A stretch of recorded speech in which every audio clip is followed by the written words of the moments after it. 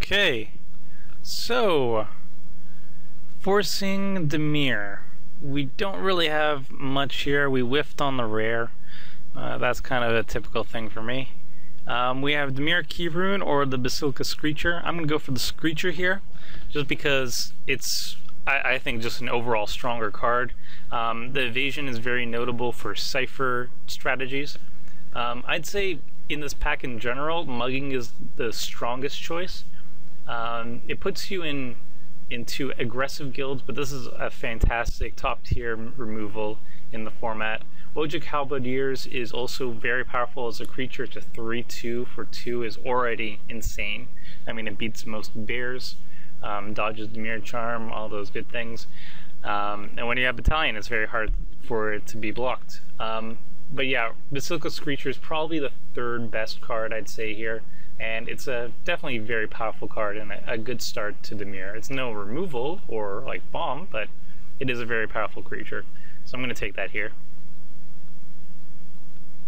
Undercity Plague, not that good, mostly because it takes a lot for it to actually start going. You need to hit multiple times before its ability starts being relevant, and at a 6-drop you kind of want some immediate impact on the board more than just making a player discard 2 cards, sacrifice 2 permanents, lose 2 life.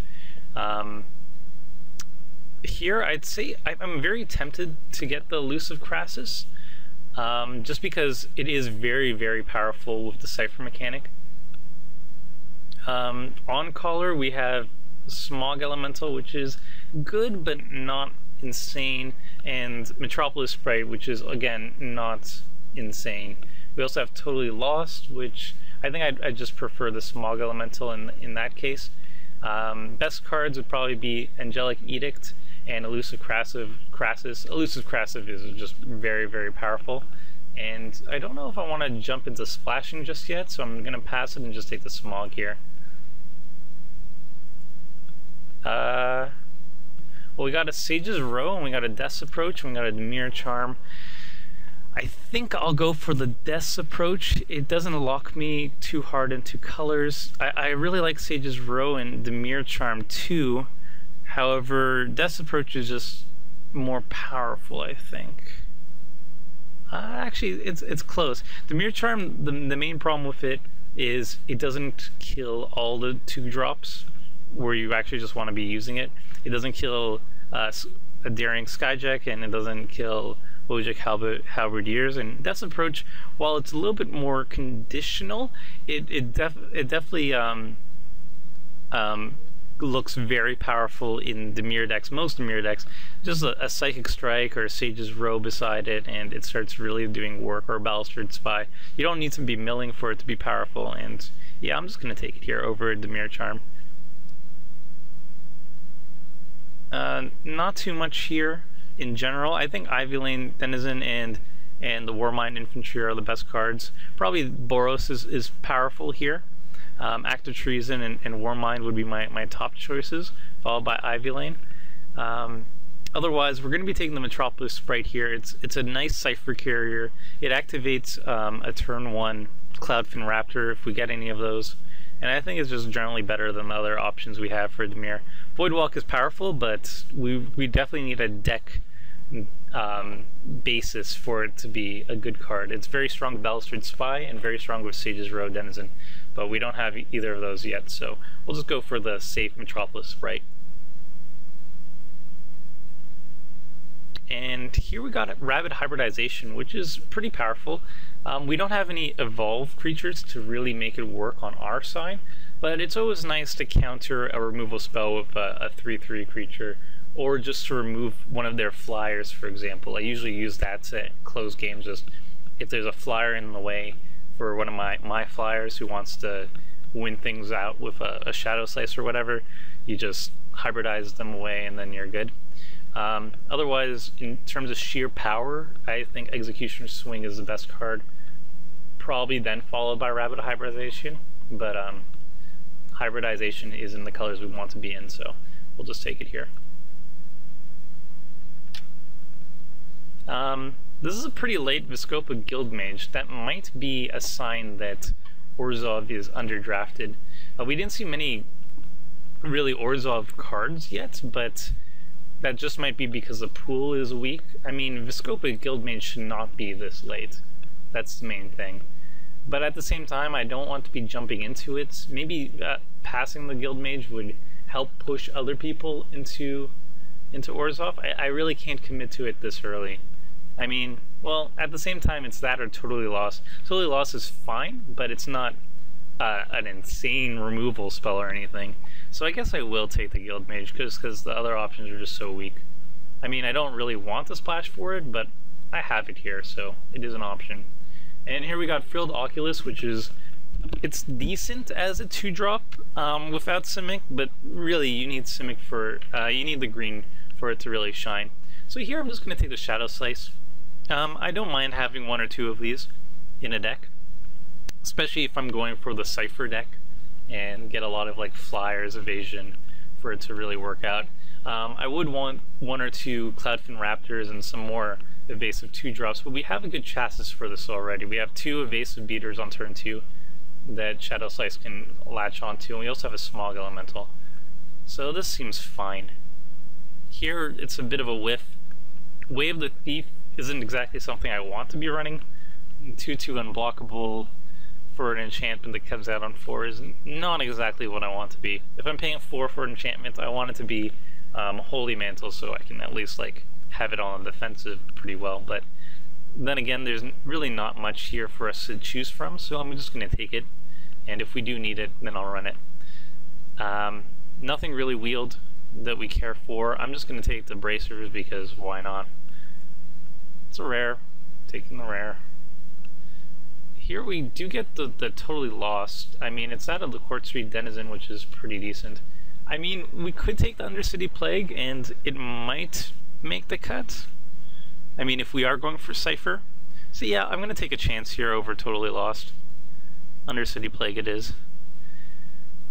Here, not much. The Commando is the best card, but we're not going for that. So we're just going to take the Scatter Arc, and it could be a potential card for us, I don't know. And we'll take the Void Walk. Not that we're going to run it right now, but it might be good if we do pick up Sage's Row and Balustrade Spies. The blue Denizen didn't wheel, so that is something to consider. It's not often that you're going to be the only Dimir person at the table trying to push mill or whatever. It was the case when I started this challenge, but as I progress through this challenge, it gets harder and harder for that to actually happen. Here we got options. We got Keymaster Rogue and we got Incursion Specialist. Blind Obedience is good, but we're just not in. I don't want to be committing Orzhov when I'm already forcing Dimir. It really depends on Keymaster Rogue, Incursion Specialist. I think, like, I don't know how often the Specialist can be triggered. I don't know how consistent his unblockability is, because casting 2 spells per turn is pretty heavy, I think. But at the same time, Keymaster Rogue is definitely slower of a card. It has more synergies with stuff like Enter the Battlefield effects with Sage's Row and Balustrade Spy, but I'm going to err on the side of caution and take the 2-drop over the 4-drop, and we'll just see how that goes.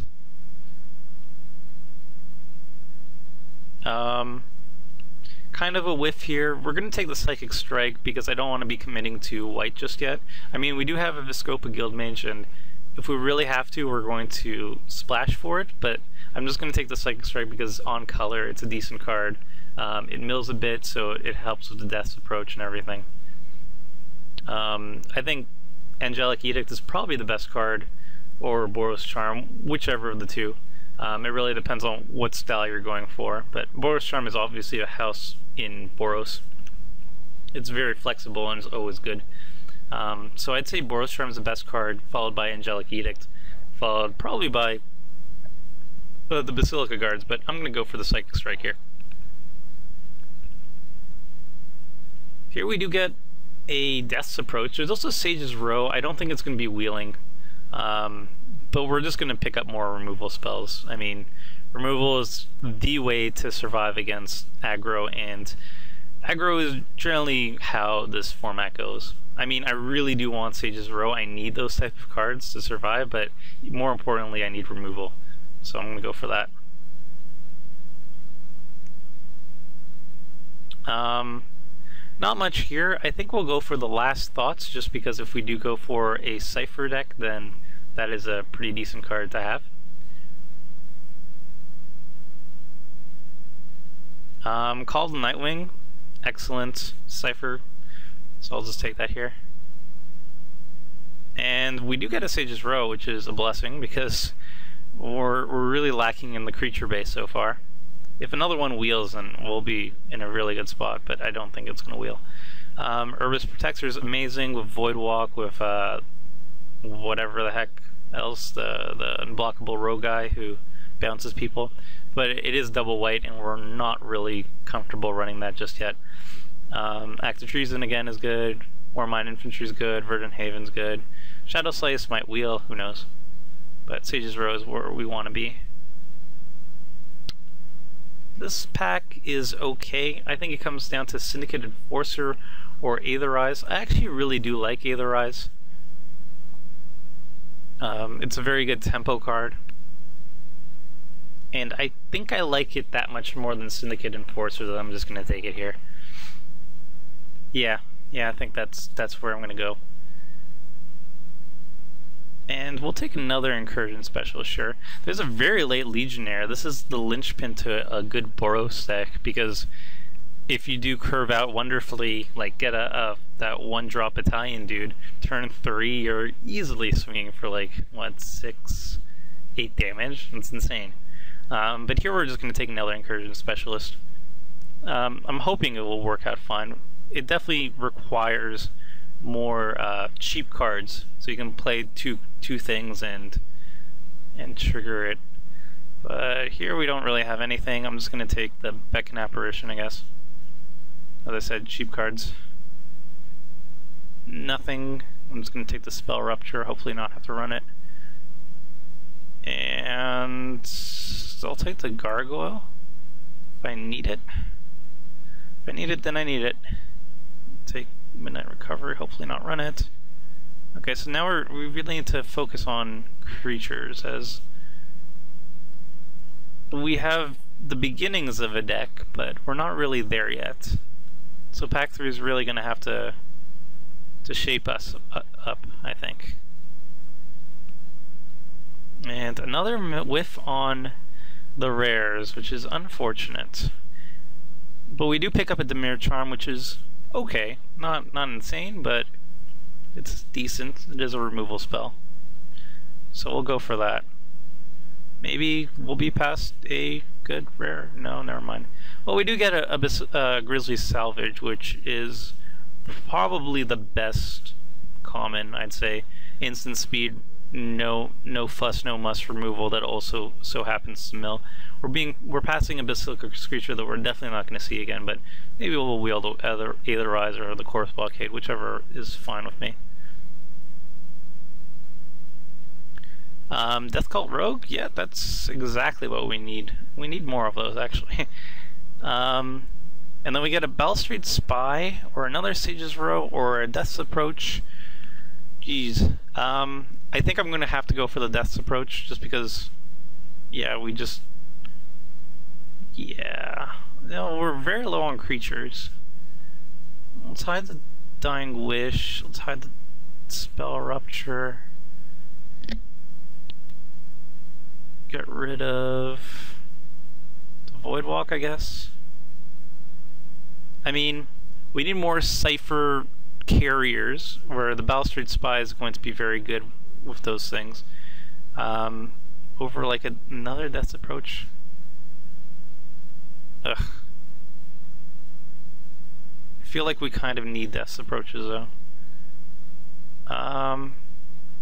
Yeah, I'm gonna go for the Death's Approach. I have to. Oh gosh, and now there's another Grizzly Spectacle, so I'm gonna take that. That pack was insane. There was also a Death's Approach and another Balustrade Spy. What is going on? Here I'm just going to take the Mortis Strider over the Prophetic Prism. I don't think the Mortis Strider is particularly insane or anything, but, I don't know. We're strictly, a dual color. I think we can hide the Guild Mage and we'd be fine with that. So I don't think we really need the mana fixing. I'm just going to take the Strider. And here, I'm just going to take the 2-drop. And hopefully some Dimir stuff wheels. That'd make me really happy. Our first whiff. I'm just going to take the Horror. Don't want to run it, but I will take it. And Snicket Enforcer's not the worst. We do get a Corpse Blockade, and we might run it. And here's the crap stuff. I don't think I'm running away with a Thief. I absolutely do not have any Guild Gates, nor do I need them. I'm going to just steal Court Street from somebody, as that should not be showing up right now. Shadow Alley might make it, who knows. And here's the Dregs. Okay, so this is the deck. 17 cards, or 17 lands, 23 cards, spells. I guess the one big thing is I decided not to go for the Corpse Blockade, and I'm instead running the Millennial Gargoyle. Even though the Corpse Blockade is a better blocker, it would fit the curve better. Millennial Gargoyle is an offensive, evasive creature, and I am running a decent amount of Cypher, Shadow Slice, Call of the Nightwing, and what was should have been running something else. Is it just those two? Shadow Slice, Call of the Nightwing. Oh, and Undercity Plague. So yeah, I have a couple good Cypher cards that I want to be running. So that's why the Gargoyle makes the cut over something else. What else? Well, this deck looks pretty powerful. We do have a sizable amount of removal. The Death's Approach is going to be easily a very powerful card alongside Grisly Spectacle and Sage's Row. We have some unblockables, Incursion Specialist, and Death Cult Rogue. The Specialist requires a little bit of work, but we do have enough cheap cards that I think that shouldn't be an issue. We have also Evasive Beaters, Basilica Screecher, Metropolis Sprite, the Gargoyle, Call of the Nightwing itself is evasive, Smog Elemental, good stuff all around. It's not insane, but I think it can get there. It should get there. But yeah, let's see if we can actually win one of Dimir. That would be an interesting change of events. Okay, so we're definitely more black than yeah. But at the same time, we need to hit blue as early as turn 2. So we definitely need more than that. Probably, I mean, we have a lot of double blacks, but the fact that I do want to be hitting blue as early as turn 2, I probably want to be going 8, 9. I mean, 9 black sources is not horrible for trying to hit double black by turn 4 or whatever. So I don't think we're in a bad spot of having it fairly close in terms of color distribution. Yeah, this seems solid enough. We shall see how it goes though.